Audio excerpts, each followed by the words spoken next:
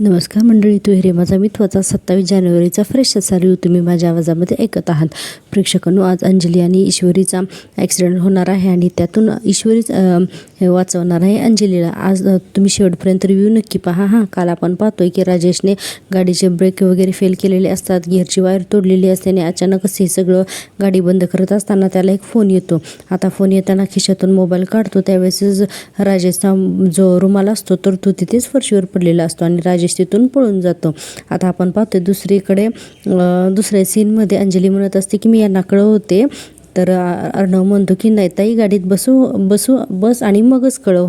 आता चालेल म्हणून आता अंजली, ईश्वरी आणि अर्णव हे तिघंजण हॉस्पिटलला जाण्यासाठी निघतात, कारण आता अंजलीचं मंथली चेकअप असतं आणि आपण पाहतोय की इकडे राजेश जो आहे तर तो पळत पळत अगदी गेटच्या बाहेर झाडाच्या बाजूला एका कोपऱ्यात येऊन थांबलेला असतो आणि इथे येऊन तो आता खुश झालेला असतो, कारण त्याने त्याचं काम तर आता कंप्लीट केलेलं असतं ना, की गाडीचे ब्रेक वगैरे फेल करायचं. आणि आता म्हणतो की चला आता इथूनच चिंटुकल्याचं शेवटचं दर्शन घेतो, म्हणून हात काय जोडतो आणि म्हणतो, कारण परत काय चिंटुकल्या तू मला परत जिवंत भेटणार नाहीस. आता इतक्यातच पुन्हा राजेचा फोन वाजायला लागतो. आता फोन बघून हा राजेश म्हणतो, आला बाबा ह्या परत दादाचा फोन, आणि फोन घेतो आणि म्हणतो, हां दादा बोला ना. अहो तुम्हालाच फोन करणार होतो पैसे द्यायला, कुठे येऊ हे विचारायला. कुठे येऊ दादा मी तुम्हाला उद्या? तर तो दादा म्हणतो, घरासमोर तुझ्या जे पार्किंग आहे का तिथंच उभारलो आहे मी, 10 सेकंदात यायचं, नाहीतर राडे घाली ना मी, नाहीतर सगळ्यांच्या समोर राडे घालून तुझी तिरडी बांधीन.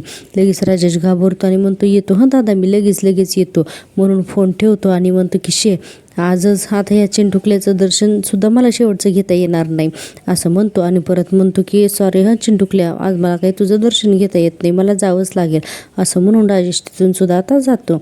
आता पुन्हा आपण इकडे दुसरा सीन पाहतोय की घराच्या बाहेर अर्णवच्या गाडीजवळ, म्हणजे ज्या गाडीचे ब्रेक फेल केलेत ना राजेशने, तिथेच ईश्वर असते. मला तर खूप उत्सुकता आहे बाळाची, बाळ कधी येते ती, मी त्याच्यासाठी अगदी छोटे छान अशी टोपडी शिवणार. आता इतक्यातच अर्णवला एक फोन येतो आणि फोन असतो तो शिर्केंचा. शिर्के म्हणालेले असतात की सर आत्ता खूपच महत्त्वाची की आपली इम्पॉर्टंट मीटिंग आहे. तर अर्णव म्हणतोय ठीक आहे, ते पोचलीसुद्धा का, त्यांना थांबायला सांगा, मी येतो ताईला हॉस्पिटलमध्ये घेऊन. आणि म्हणतो की शिर्के, मला कोणतंही डील माझ्या ताईपेक्षा मोठं नाही.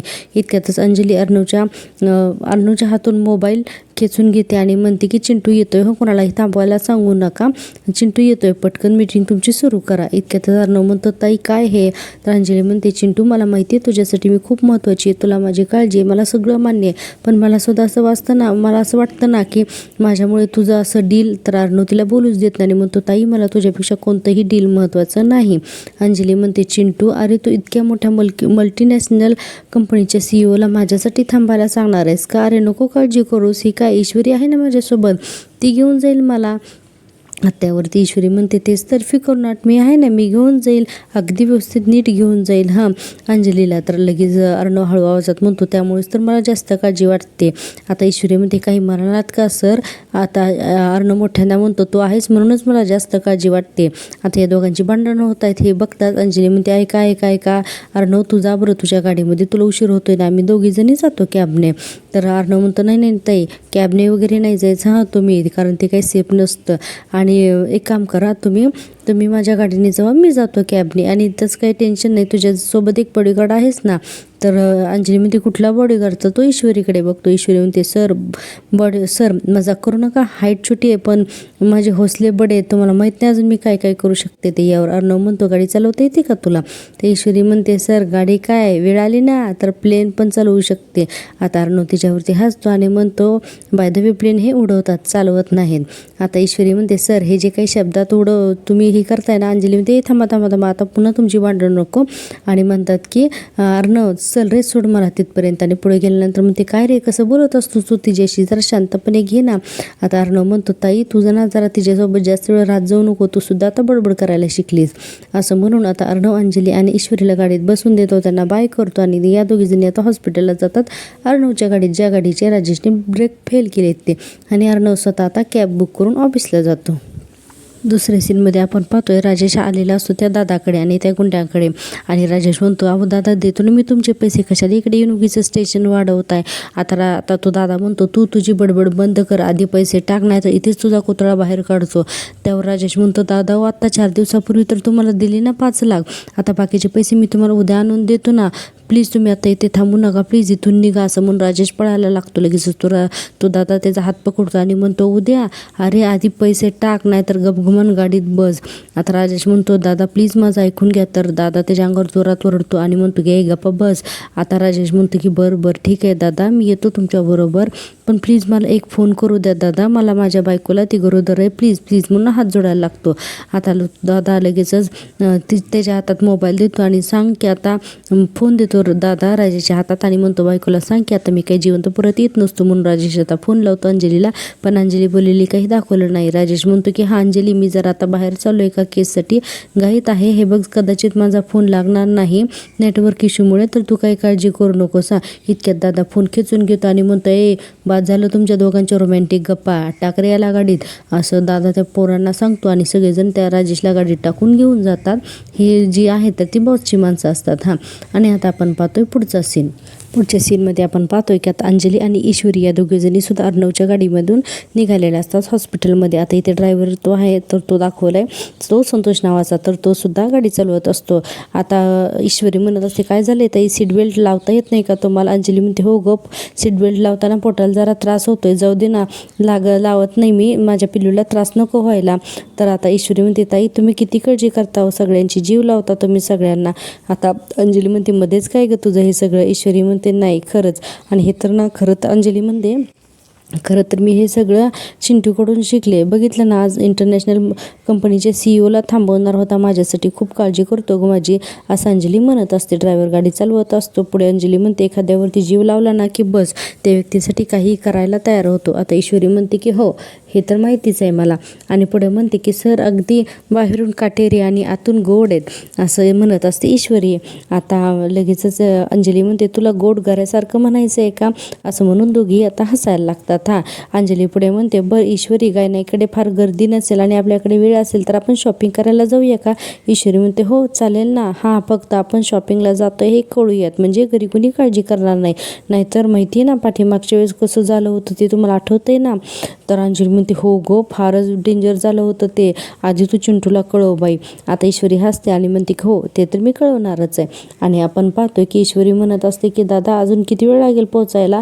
ड्रायव्हर म्हणतो, 15 मिनिटात मॅडम आपण पोहोचणार, पण आपण आडवळणी रस्त्याने गाडी घेतोय कारण इथे ट्रॅफिक पण कमी आहे आणि आपला वेळ पण वाचेल, असं तो ड्रायव्हर म्हणतो. आणि अचानकच गाडी फास्ट होते, ड्रायव्हरला गाडी कंट्रोलच होत नसते आणि गाडी जी आहे तर ते अतिशय हेलकावे खाते, हॉर्न वाजवतो ड्रायव्हर. आता ही सगळी क्रिटिकल कंडिशन बघून ईश्वरी म्हणते, दादा काय झालं? ड्रायव्हर म्हणतो, ताई ब्रेकच लागत नाही आहेत, बहुतेक ब्रेक फेल झाली आहेत. म्हणून आता ईश्वरी अंजली इतक्या घाबरतात ना. ईश्वरी म्हणत असते, दादा कोशिश करा ना गाडी थांबवण्याची. तो खूप प्रयत्न करतो पण काही केल्या गाडी कंट्रोलच होत नसते त्या ड्रायव्हरला, कारण या राजेशने गाडीचे ब्रेक फेल केलेले असतात आणि गिअरची वायरसुद्धा तोडलेली असते. ईश्वरी खूप ओरडत असते, दादा प्रयत्न करा. म्हणून आता अंजली तर रडायलाच लागते. ड्रायव्हर म्हणतो, मॅडम मी प्रयत्न करतोय, तुम्ही धीर ठेवा बरं, तुम्ही शांत राहा. अंजली इतकी पॅनिक होते, खूप घाबरते, रडायला लागते. आता ईश्वरी म्हणत असते, ताई तुम्ही काळजी करू नका, काही होणार नाही बाळाला. आणि सतत ड्रायव्हरला सांगत असते, दादा प्लीज गाडी थांबवण्याची कोशिश करा ना. आणि अंजली आता रडायला लागते, माझं बाळ करून रडायला लागते. आता ईश्वरी म्हणते, थांबा ताई, मी अर्णव सरांना फोन करते. म्हणून आता ईश्वरी अर्णव सरांना मी फोन करते, कळवते, असं म्हणून फोन लावते अर्णवला. आता काही केल्या अर्णवचा फोन लागत नाही, कारण अर्णवचा फोन कंटिन्यू बिझी लागत असतो. आणि आपण पाहतो की ड्रायव्हर खूप हॉर्न वाजवत असतो. अतिशय क्रिटिकल आणि जबरदस्त असा सीन दाखवलेला आहे, तुम्ही टीव्हीवरती नक्की पहा. ईश्वरी अंजलीला सांगत असते, ताई तुम्ही अजिबात काळजी करू नका, तुम्ही सतत फक्त देवाचं नाव घ्या बरं, काही होणार नाही. आणि अंजली म्हणत असते, ईश्वरी माझं बाळ. आता ईश्वरी स्वतःचा सीट बेल्ट काढते आणि अंजलीच्या आणि गाडीच्या मध्ये स्वतः बसते आणि म्हणते की ताई मी तुम्हाला अशी प्रोटेक्ट करते, म्हणजे काही झालं ना तरी बाळाला काही होणार नाही, मला लागेल. आणि म्हणत असते, दादा प्लीज तुम्ही कोशिश करा ना. असं आता खूप म्हणजे अगदी एकदम संकट आलेलं असते ना आता यांच्यावरती, त्याच्यामुळे हा सीन जरा डेंजरस दाखवलेला आहे. आता पुढे आपण पाहतो की ड्रायव्हर खूप प्रयत्न करतो, गाडी काही कंट्रोल होत नाही. अंजली रडत असते, ईश्वरी अंजलीला सावरत असते आणि अचानकच गाडी एका ठिकाणी जाऊन मोठ्या अशा दगडावरती गाडी आपटते आणि त्यांचा ॲक्सिडेंट होतो. ड्रायव्हर बेशुद्ध पडतो, ड्रायव्हरला लागतं, अंजलीला लागतं आणि ईश्वरी हे सगळेजण बेशुद्ध पडतात. आणि हे सगळं बेशुद्ध पडल्यानंतर पहिल्यांदा तर ईश्वरी उठते, कारण ईश्वरीच्या सुद्धा कपाळाला हाताला बराचसा मार लागलेला असतो. आणि ईश्वरी उठून बघते तर अंजली अगदी बेशुद्ध पडलेली असते. ईश्वरी घाबरते ना हे सगळं बघून आणि तिला उठवण्याचा प्रयत्न करते की ताई ताई उठा म्हणून. अंजली ताई म्हणून खूप ओरडते. अंजलीला उठवण्याचा प्रयत्न करत असते, म्हणत असते अंजली ताई प्लीज उठा ना, अंजली ताई उठा ना, असं खूप वेळा म्हणत असते, बघा ना माझ्याकडे म्हणून. आता काही केलं तर अंजली काही उठतच नसते. ईश्वरी खूप प्रयत्न करते पण अंजली काही उठत नाही. आता ईश्वरी मनाशीच बोलते की तुला किती त्रास होत असला ना ईश्वरी, तरी तुला उठावंच लागेल ताईसाठी, त्यांच्या बाळासाठी, कारण ईश्वरीला सुद्धा मार लागलेला असतो. तिच्याही डोक्यातून रक्त येत असतं, हाताला लागलेलं असतात. अशा अवस्थेत सुद्धा ईश्वरी गाडीतून उतरते आणि ड्रायव्हरकडे जाते आणि दादा दादा म्हणून त्याला हाक मारते, पण तो काही उठतच नाही, कारण त्याला सुद्धा खूप लागलेलं असतं. ईश्वरी त्यालाही म्हणते दादा उठा ना प्लीज, डोळे तर उघडा ना, तरी तो ड्रायव्हर सुद्धा उठत नाही, त्यालाही मार लागलेला असतो ना. आता ईश्वरी पुन्हा अंजलीकडे जाते, ताई उठा उठा म्हणून पुन्हा प्रयत्न करते, पण ईश्वरी अजूनही काही उठत नाही. आता आपण पाहतोय की ईश्वरी आता अक्षरशः रडायला लागते, कारण त्याच्या मदतीला तिथं कुणीही नसतं. अगदी सुमसान रोडवरून ही गाडी निघालेली असते ना आडरानातून. आणि आता ईश्वरी म्हणत असते की ताई उठा ना उठा ना. तेव्हा अंजली थोडीशी डोळे उघडते. ईश्वरी म्हणते ताई काही नाही होणार बाळाला, काळजी करू नका, आपण काहीतरी करूया ना, आपण हॉस्पिटलला जाऊया, मी फोन करते असं म्हणत असते. आणि ईश्वरी पर्स घेते आणि फोन चेक करायला जाते, पण तिला काही फोनच सापडत नाही. ती खूप प्रयत्न करते, तिला मोबाईलच सापडत नाही, कारण या सगळ्या धावपळीत मोबाईल तिच्या हातातून खाली पडलेला असतो. ती म्हणते अरे यार माझा मोबाईल कुठे गेला, फोन तिला सापडतच नाही. आणि आता अंजली थोडीशी शुद्धीवर येऊन रडायला लागते, माझ्या पोटात खूप दुखतंय, माझं बाळ कोण. अंजली एवढी पॅनिक होऊन रडायला लागते आणि ते बघून ईश्वरी घाबरते आणि तिच्या गालावरती हात ठेवून म्हणते ताई काही नाही झालं, काही नाही झालं, थांबा जरा मी बघते काहीतरी करते. आणि ताई तुम्ही डोळे बंद करू नका प्लीज, ताई डोळे उघडे ठेवा प्लीज, ताई उठा ना. आता ईश्वरी खूप आरडाओरडा करत असते, पण त्यांच्या मदतीला तिथे कुणीही येत नाही. आणि एवढे प्रयत्न करून सुद्धा अक्षरशः अंजली नंतर डोळे बंद करून घेते. ईश्वरीला खूप वाईट वाटतं, ईश्वरी रडत असते. आता आजूबाजूला पाहते कुणीही नसतं. आता पुन्हा गाडीचा दरवाजा बंद करते, तिच्या हाताला खूप लागलेलं असतं. ईश्वरी बाहेर आसपास येते आणि खूप आरडाओरडा करायला लागते, प्लीज आहे का कोणी येते, मग वाचवा म्हणून खूप प्रयत्न करते. आणि म्हणते अरे यार इथे तर कुणीच नाही आहे, कुणी आहे का, कोणाला माझा आवाज ऐकायला येतोय का, प्लीज आम्हाला मदत करा, असं ईश्वरी खूप ओरडत असते, पण तिथे कुणीही नसतं. आता आपण पाहतोय की बंद पडलेल्या ॲक्सिडेंट झालेल्या गाडीमध्ये ड्रायव्हर बेशुद्ध असतो मार लागल्यामुळे, आणि अंजलीसुद्धा नंतर बेशुद्धच झालेली असते. आता ईश्वरी खूप आरडाओरडा करते, पण तिच्या मदतीला कुणी येत नाही. आता ईश्वरी तसंच तिथून पुढे जराशा हायवेला पळत जाते, कारण मदत घेण्यासाठी म्हणून खूप पळत जाते. आणि एकसारखं सगळ्यांना थांबवत असते, प्रयत्न करत असते सांगण्याचा की कुणीतरी थांबा, आमची मदत करा म्हणून. आणि सतत कुणी आहे का प्लीज आमची मदत करा, असं खूप ईश्वरी आज आरडाओरडा करत असते. आणि आता तिला एक गाडी दिसते, तर ती गाडीवाला सुद्धा तिला थांबवत नाही. आता ईश्वरी चिडते आणि आता आणखीन पुढे पळत जाते गाडी थांबवण्यासाठी. आता शेवटी ईश्वरीला एक गाडी दिसते, त्या गाडीमध्ये चावी लावलेली असते आणि तिथे माणूस नसतो. पहिल्यांदा ईश्वरीला वाटतं काय करू, हा माणसानं पण पुन्हा नाही म्हणून सांगितलं तर गाडी द्यायला, तर पुन्हा विचार करते नाही काही करून ना, तो माणूस आहे ना समुद्रकिनारी गेलेला असतो. आता ईश्वरी त्या गाडीत बसते आणि विचार करते की काही करून मला ताईच्या बाळाला वाचवायचंच आहे, त्यासाठी मी हेही करू शकते. आणि अचानक तिला लक्षात येते की अरे आपल्याला गाडी कुठे चालवायला येते, पण तिला आठवते की तिच्या बाबांनी सांगितलेलं असतं की गाडी कशी चालवायचं ते. ती म्हणते हां बाबांनी सांगितलं होतं पहिल्यांदा सेल्फ मारायचा, आणि त्याच्यानंतर मग हे तिला ज्या पद्धतीने आठवत असतं ना बाबांनी गाडी कशी स्टार्ट करायची, त्या पद्धतीने ईश्वरी गाडी स्टार्ट करत असते. क्लच पूर्णपणे दाबून पहिला गिअर टाकायचा, त्यानंतर गाडी स्टार्ट करायची, मग क्लच हळूहळू सोडायचं, हे सगळ्या गोष्टी ईश्वरी आठवत असते. आणि मग त्या पद्धतीने गाडी स्टार्ट करते आणि जिथे ॲक्सिडेंट झालेला आहे ना तिथे जाते आणि तिकडे समुद्रकिनारी उभारलेल्या माणसाकडे बघून म्हणते की सॉरी भैया इमर्जन्सी आहे, मला तुमची गाडी चोरून घेऊन जावीच लागेल म्हणून. आता ईश्वरी त्यांच्या गाडीचं जिथे ॲक्सिडेंट झालेला आहे तिथे ही गाडी घेऊन जाते आणि तिथे गाडी घेऊन गेल्यानंतर गाडीतून उतरते आणि अंजलीला आणि त्या ड्रायव्हरला एक करून दोघांनाही गाडीत बसवते. पहिल्यांदा तर ईश्वरी अंजलीकडे जाते आणि म्हणते ताई डोळे उघडा, आहे बघा मी गाडी घेऊन आली आहे, डोळे उघडा ताई, आपल्याला हॉस्पिटलला जायचं आहे, तुम्हाला चालता येईल ना ताई, बोला ना चालता येईल ना. आता अंजली थोडीशी शुद्धीवर आलेली असते, आता हळूहळू काही नाही होणार बाळाला असं म्हणून ईश्वरी अगदी अलगदच तिला हात आधार देत अंजलीला गाडीतून उतरवते, कारण बिचारी प्रेग्नंट असते आणि तिची ही अवस्था जी आहे ना ती खूपच क्रिटिकल झालेली असते. आता ईश्वरी कशीबशी तिला हाताला पकडते आणि हाताला धरून या नवीन कोणाची चोरून आणली ना त्या गाडीमध्ये तिने अंजलीला बसवलेलं आहे. बिचारी आज आज आपल्याला हे दाखवलेलं आहे की ईश्वरी आपल्या नातेवाईकांसाठी आणि नातं निभवण्यासाठी अगदी कुठल्याही टोकाला जाऊ शकते.